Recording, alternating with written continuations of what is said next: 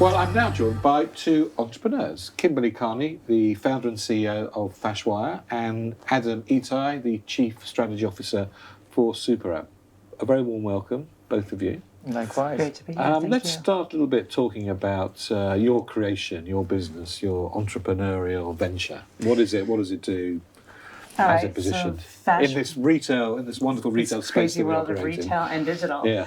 Fashwire is a multi-brand marketplace connecting fashion designers directly to consumers through on one platform that's a Tinder swipe right, swipe left data I point. know nothing about Tinder. You know, of course, none of us do. The deliverable to the industry is hard metrics of consumer preferences in real time. And we've grown in the last year from 30 to over 200 designers. Wow. And it's been great seeing all these designers come together on one platform. Fantastic. And the designers are Contemporary. stateswide Yeah, or globally no, it's now? worldwide. So we've targeted the London shows. So we have Spain, London, all over Europe, really. And then obviously the US. Okay, fantastic. Adam.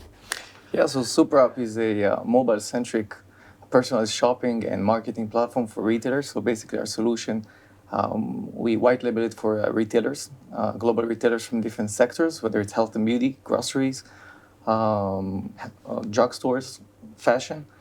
And we help retailers actually engage consumers in a better way on mobile. If we look on the solutions today that e-commerce introducing to consumers, it was mostly mimicked from the web.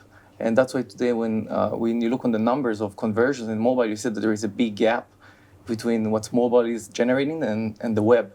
So we kind of redesigned, reinvented how shopping should be on mobile. And we help retailers better utilize that channel. Great. Well, you're both here together with a number of other entrepreneurs at the World Retail Congress to show off your innovations, to get retailers interested, intrigued, wanting to engage. I want to talk a little bit about being an entrepreneur. What on earth made you want to create your own business and create a concept that nobody else had thought of and take it from an idea to reality? So I actually own a retail store, we'll talk later, in Seattle. And so many designers wanted to get into my store, and with my store it's on my budget, and I have to carry the AGs, the Theories, and the bigger brands because they're my revenue. And these smaller designers, I thought, gosh, there has to be a way to make this digital so they can be on one platform, because their biggest complaints were the trade shows were too expensive, so they were flying out and cold walking the stores. And that's how I came up with it, to give one platform. And was it one eureka moment? Well, we've been thinking about it for a while, and because in a sense, the difference between everybody else and entrepreneurs is everybody else has ideas and does nothing with them, and entrepreneurs actually do something with it. It was a moment of just these designers that I would get to know and I would like them. And, part of owning a store and working with the brands is the relationships you build. And, and I'm from .com time. So my idea was, everybody else out there has to go through retailers or brokers to get brands, and so many of these fashion apps are masquerading as a designer solution when they're really a retailer solution. And we've actually targeted those trade shows and walked the floors and developed those relationships, and all of our designers signed up to have contracts just with us. And so it was this moment where we need to do this, and I hired a developer. That one didn't last. And then I found the endgame developer, and I did hire an amazing advisory board to come on and really guide me. And we have an eBay, product officer. We have Deborah Weinswig, who's here at the show, and we have these different advisors who guide me. Deborah's great. This. Yeah, she's fantastic. She's been a great advisor for Fashwire. So. What's your route to entrepreneurialism, if that's a word? Well, you have to have a very solid vision. I think that you have the ability to see something that probably no one else sees besides you. As an entrepreneur, you have a vision that you can throw the rock as far as you can probably imagine, and be willing to sacrifice a lot in order to get there. For Super App, for instance, it became as a vision of one man, Roy, which is the CEO, the founder of the company. When he held the first iPhone, he realized back in 2008, when e-commerce was just something that people barely even used, that this is the future of this sector of e-commerce, and that's how people are going to shop. And this idea, this vision of Super App was born already back then. Now, one of the things they say about being an entrepreneur is it's tough on the entrepreneur. How's that manifested itself in your life? Well, sleep's not an option. Yeah, I love the drive of being an entrepreneur. So you do sacrifice your personal life. I'm a single mom. Fortunately, I have a great dad to my children who is really tag teams us with me as single parents, and but everything else you're so focused on that end game and what you can do for your designers. And like for me in this world of designers who are so excited to get on your platform, because they'll look at it and they'll be like, oh, we've seen, and then all of a sudden like, oh, there's nothing like this, we want to get on, and trust in us and believe in us to take us there. And I feel like it's my job, whatever we need to do, whether I need to put up the images for the designers, whether I need to be out here at a show, or whatever we do, you keep going.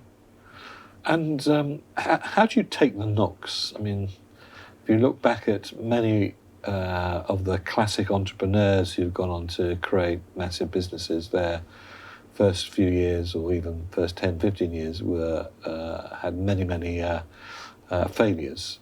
How do you take those knocks? Do you take it very personally? Oh, no, never. You should never take it personal.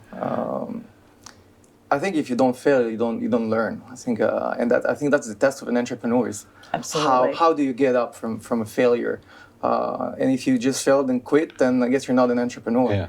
Because entrepreneur is about keep going. It's about learning from your experience. It's about learning the lesson and just come back stronger. I think this is it's more of a character. It's like you're born with it. Entrepreneurs, real entrepreneurs, I think that this is you know that you can't work for anybody else. So true. You really wanna be there, right? You really wanna be there to fulfill your own vision. Yeah. And I think that what's really intrigues me, especially if we're talking about high tech and in today's ecosystem and environment, is like you are in charge of so many things in this type of business. It's like all of a sudden, it's like the fundraising and the marketing and everything that it includes, and operations and the development and the product, and it's like literally everything. You have to be hands-on. Chief of all of those. Exactly. Eventually, it's all rolls to you. And I think that one of the tests of an entrepreneur, Super App now we're about 65 people and we're scaling, we're growing. And I just had this conversation with Troy, the founder. Is how do you maintain your vision? In a way that it still has your spirit. How your product still has your spirit, and how you onboard people that can tag along with your dream, with your vision, and then you can explain them what it is that your vision, your view, without them to see that in a way that it can reflect what it is that you want it to be, if it makes sense. Absolutely, and I think you just keep trusting your instincts. It's like you're going to fall down, you're going to make mistakes, but it's how you turn those mistakes around into opportunities to learn and do it differently. Or what I've found is there's always something that's coming your way that you don't see. Mm-hmm. Yeah. That's I think the best. So you're here. There are a lot of established retailers who are wandering the corridors of the World Retail Congress. Hopefully, will come and talk to you. What are the challenges that you face as a young entrepreneurial business working with some of these big established retail companies and brands? Where should I start? One, I am a retailer at my other job, and so it's interesting. I'll let you go first. Yeah, well, I mean, I think it's also depends on the type of retailers that you're working in. For us, we work with some tier one retailers that the demands are there. I think you have to be absolutely confident that you can deliver in that quality, that the solution that you provide, whatever it is that you say that you're providing, you have to be 100% sure that you can deliver, and you are being tested for that. So if you're a young company from anywhere in the world, it can be Israel or anywhere, a retailer would really want to know that this is something solid. In our case, we're talking about changing their interface. So this is their face for their consumers. It's a big deal. It's not something that you will throw at the back and then if it doesn't work, they can change it again. This is really that's what we call the new face of mobile shopping. So you're not going to change face every day, exactly. right? And the opposite of them, we actually have an opportunity for retailers to go in and see with the percentage, because we have instant percentage results that pop up that shows what's resonating with the consumer. So we have an opportunity for retailers to come in and almost taking over for that trade show, which are slowly dying. Having been a retailer for 15 years, I go to the shows now, and I mean, people like me can walk up and sign up a designer for a digital platform and not buy clothes. And I think for us, retailers have an opportunity to go in and look at our collections and be like, the designers' collections go, oh, 70% like this, 40% like this. So I think our data, and data I think for you is probably just as strong as it is for me. Yeah, I think it's probably the most valuable thing today. It's how you can collect data, but just in the right amount, and also with this in the limitations of what it is that is you sure, can, but also you can, you know, cannot do. it's about how you convert that data to something that's useful, insightful, meaningful, and you can take an action to, as opposed to a random collection of data stuff. Yeah, and it's real time for us. It's real time consumer preferences. So it's like that data is there. Also, our designers are now putting up stuff that's coming out 6 months from now to put for those retailers. And maybe also how you take that data and make something more of it. How can you generate new insights that can be leveraged not only by the retailer but the entire ecosystem, the brands themselves. In your case, the designers. In our case, the CPGs or any brands that sells through the retailers. How can you actually create new insights that can help them do better, better know their customers, better create their products in a better way. And to help increase that full price sell through, and get away from all these high markdowns. So finally, how would you sum up the life of an entrepreneur in a couple of words? Your life. Crazy. It's crazy. It's wonderful. It's dysfunctional.